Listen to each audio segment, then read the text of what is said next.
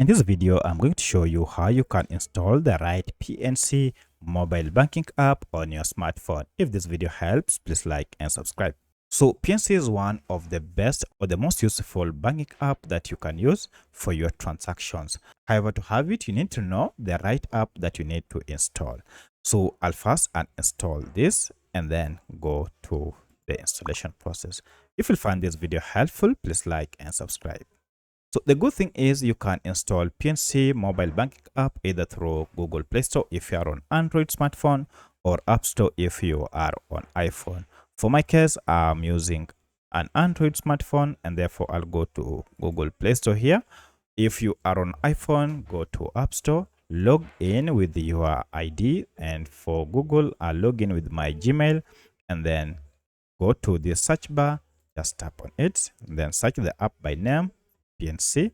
So if I just tap PNC in small letters and run my search, now we have here the right bank. Make sure it is from PNC Bank as the maker or producer of this app. And then at the time of recording this app had a star rating of 4.8 with over 300,000 reviews. So it has a lot of reviews. And currently the app size is around 88 MBs with over 10 million downloads. So if yours has less than this, then it means that it is not the right app. So if you see these details, then you'll know that you have the right PNC mobile banking app. Now to get it, tap on install, and this will download the latest version of PNC mobile app and then install it on your smartphone. Once the app has been installed, you can proceed and open it from here.